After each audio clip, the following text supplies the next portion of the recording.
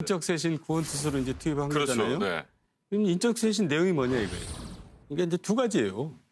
그러니까 이제 옛날 표현을 써서 미안한데 구학을 일단 일소를 해야 돼요. 네. 네. 그다음에 신진 인사를 영입을 해야 돼요. 그렇죠. 네. 두 가지가 가장 인적쇄신의 중요한 내용입니다. 거죠. 네. 네. 그럼 먼저 구학 일소. 구학 일소는 어떤 걸 일소를 해야 되냐. 뭐가 구학이냐. 네. 이제 제 나름대로 그냥 기준을 만들어 본 겁니다. 네. 그러니까 참고하시라고. 특히 대표님 참고하시라고. 네. 네. 첫 번째. 민주국가에서 네. 대통령을 여왕처럼 떠받들면서 딸랑딸랑했던 간신들. 이거 구학입니다. 네. 좋아요. 또 새누리당 몰락 그 시발이 된 공천파동을 막지 못한 당시 지도부. 좋아요. 구학입니다. 네. 아, 맞는 말씀. 또 세 번째 시대착오적인 네. 수구냉전적인 발언과 행동을 일삼는 파시스트 같은 구구 인사. 이거 구학입니다. 네. 저는 이거 일소해야 된다고 생각해요. 절절히 공감합니다. 네. 이거 물갈이해야 되고 네. 네. 신인 인사를 영입해야 되는데 네, 네. 여기서 문제가 생기는 거예요. 누가 들어오냐 이거예요. 할 사람들은 많아요. 한다 하는 사람은 하겠다는 사람. 근데 제가 볼 땐 다 끝난물의 그 밥이고 전원책 변호사가 표현한 그 거친 들판에서 피어난 들꽃 같은 인사들은 내가 거길 왜 가냐. 이렇게 돼 있는 거예요. 그러니까 인적 쇄신이 어려운 거죠. 그래서 저는 네. 이제 최소치하고 최대치를 한번 만들어봤어요. 이 정도는 반드시 해야 된다. 전원책과 김병준이. 네. 그리고 이것까지 하면 정말 성공이다. 그래서 이제 아까 세대 교체를 얘기한 건데 최소치는 뭐냐면 네. 내년 2월 전당대회에서 이명박 박근혜 시대에 정관계 지도부에 있던 사람들이 다시 전당대회에 등장하는 것을 막는 게 저는 최소치라고 보는 거예요. 그게 다시 등장하면 저는 도로묵이 돼가서 도로 새누리당 도로 네. 한나라당이 된다 이거예요. 이게 최소치예요? 네, 최소치. 그러니까 내년 이것도 2월 전당대회. 만만치 않은데? 그렇죠. 네. 근데 이거는 정말 홍준표, 김무성 이 사람들 막으라는 거 아니야 지금? 지금 그런 의지를 보이고 있죠. 이제 비추고 있어요. 전원책 김성태 변호사도 원내대표는 나와도 되는 거예요? 당연하죠. 거기에 구하기에는 지도부에 안 있지 않았어요. 최대치는 뭐냐면 그렇지. 네. 지금 선진 각국은 다 30대 말 40대 초가 지도자로 되고 있잖아요. 네. 네. 이게 이제 세계적인 추세입니다. 이게 4차 산업혁명 시대에 맞는 거예요. 네. 그래서 자유한국당도 30대 40대 젊은 지도자를 발굴해서 정말 쉽고 초려라도 해서 내세우는 거. 이게 최대치라고 생각해요. 그러니까 이제 영국 보수당 대표님 알다시피 캐머런, 네. 토니 블레어 이걸로 이제 사실 그 만년 야당을 극복한 거 아니에요? 네. 그래서 이제 그렇게 해야 되는데 그러기 위해서는 전원책, 김병준 이 두 분이 할 일이 있어요. 최소치라도 하려면 네. 최대치는 물론이고 네. 네. 두 분이 나는 이 일을 하면서 또 하고 나서도 일체 공직을 안 맡겠다 선언을 해야 돼요. 그래야지 힘이 실리고 네. 다른 사람들이 반발을 못해요. 이게 예가 있습니다. 일본과 중국에. 그러니까 일본이 근대화될 때가 이제 유신 시대라고 그러잖아요. 네네. 그 유신 시대 때 영웅이 누구냐면 사카모토 료마예요. 사카모토 료마가 그 일본 근대화의 문을 연 영웅인데 사카모토 료마가 성공했던 이유는 뭐냐면 지금도 일본 사람들이 제일 좋아하는 영웅인데 일체 공직을 안 맡겠다고 선언해버린 거예요. 그러니까 이 료마한테 엄청난 힘이 실리는 거죠. 네. 국민적인 지지가 연망이 다 한 몸에 실리는 거예요. 중국에서도 그런 영웅이 있었어요. 중국 공화제를 다시 부활시킨 영웅이 차이어라는 영웅이 있는데 차이어가 일체 나는 공직을 안 맡겠다 하면서 결국 위안스카이를 쫓아냈거든요. 그래서 다시 공화제로 다시 복귀를 했죠. 근데 공통점이 있어요. 사카모토 료마나 차이어는 일체 공직을 안 맡은 대신에 30대 중반에 요절을 했어요.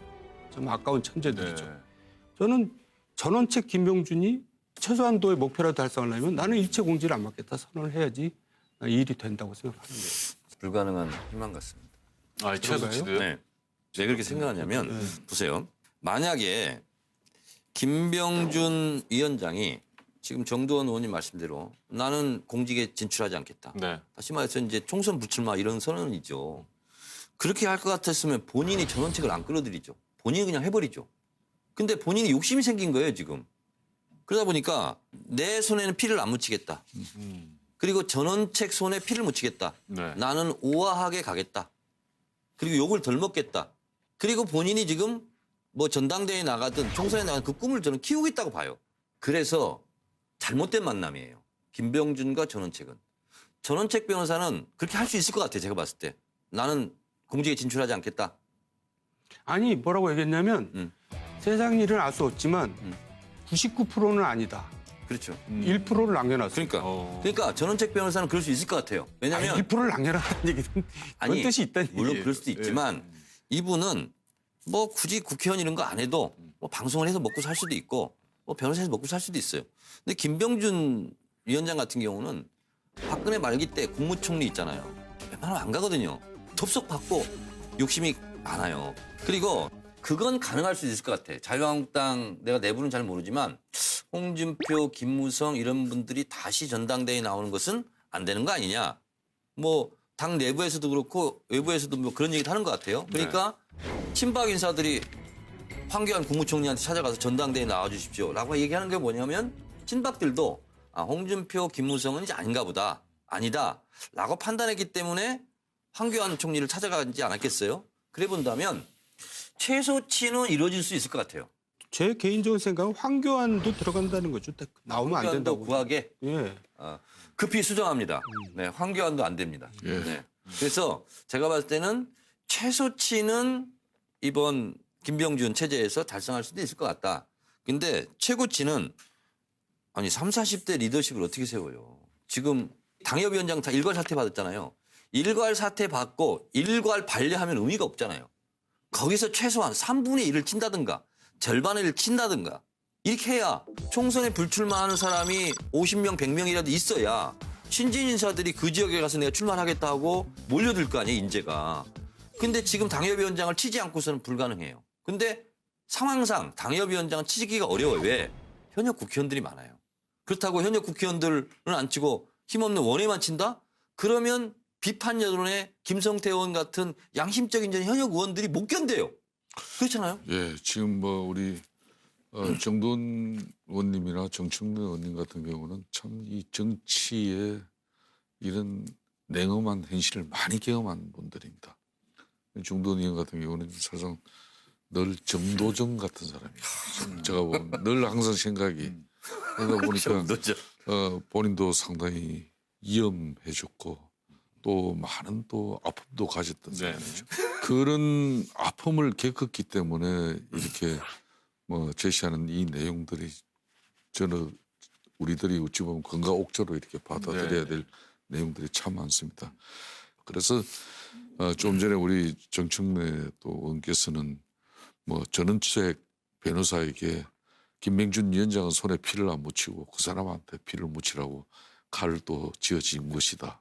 뭐 심지어 2차 예주를 준 것이다. 이런 뭐 좀 비난성 이야기도 많이 있습니다만은 하여튼 이거는 그만큼 당이 다시 한골 탈퇴하고 쇄신하기 위한 그런 의지로 받아들이면 좋겠고요. 다만 이제 우리 당은 어떤 차별과 어떤 또 불평등이 존재한 가운데 특히 이번에 조강특위에서 이런 여러 가지 쇄신 작업이 이루어져서는 안 된다고 보고 그런 측면에서 저도 늘 무거운 책임감을 가지고 있습니다. 가능한가요? 최소치는? 아까 말씀하셨던 최소치는? 이제 이런 부분들이 이제 비대위와 또 우리 자유한국당 현역 의원들이 아무래도 공감을 이뤄야 되겠죠. 그래야만이 이 쇄신이 성공하고 그런데 이제 그동안 또 몇 번 시도가 됐습니다만은 서로 충돌하고 개파 간에 뭐 개파로 비춰가지고 충돌하고 그러다 보니까 한 번도 성공을 못했어요.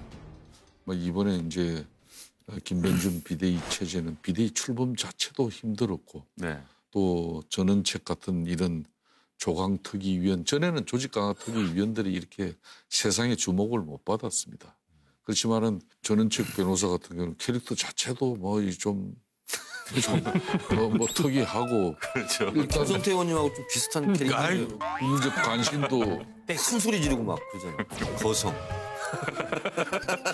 하여튼 뭐 어떤 때는 마음이 들고 내가 그래도 아무리 그래도 제1야당 원내대표이기 때문에 제가 문재인 대통령 만날 기회가 좀 있지 않습니까? 만나면 만났어요. 제가 참 그래도 아웃사이더 정청래는 그래도 살아있더라. 네. 그래도 이 정권의 헌신과 희생으로 늘 진정성을 가지고 참 적극적으로 대변하고 있더라. 네. 아 그렇게 해서 장난되면은 빨리 사과해. 하여튼 사과드립니다. 그래 이게 정치요. 아니 근데 전원책 변호사가 사실 느닷없는 인선이었잖아요. 네. 우리 당내에서도 반대 의견이 좀 있었다고 들었어요. 뭐 여러 가지 우려와 네. 또 사실상 좀 볼멘 소리가 이제 많이 쏟아져 나오고 있죠. 네네. 그렇지만은 저는 김용태 사무총장의 이런 당의 쇄신과 계획 의지를 저는 믿습니다. 저는 뭐 이 당무에 대해서는 전적으로 김용태 사무총장에게 일임되어졌고 그분의 판단을 좀 존중하는 입장인데 아마 상고초를 그때 결심을 이끌어낸 것 같은데 네. 그래도 김용태 사무총장이 우리 당헌 당규상 위원장입니다. 예. 그래서 자기 권한을 그만큼 위원들에게 많이 맡기겠다는 건데 그렇다고 그렇게 막 함부로 할 사람도 아니라고 봅니다. 저는.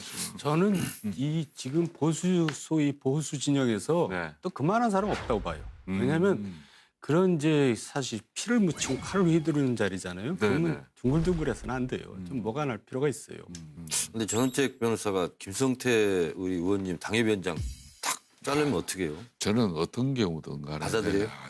지금 모든 게 상식선언으로 이루어지는 것이고 뭘 단정지어가지고 누군 되고 누구는 안 된다. 절대 여기에서 그러니까요. 어떤 잣대도 둬서는 안 된다고 봅니다. 그러니까 제가 이렇게 좀 불편한 질문을 드리는 것은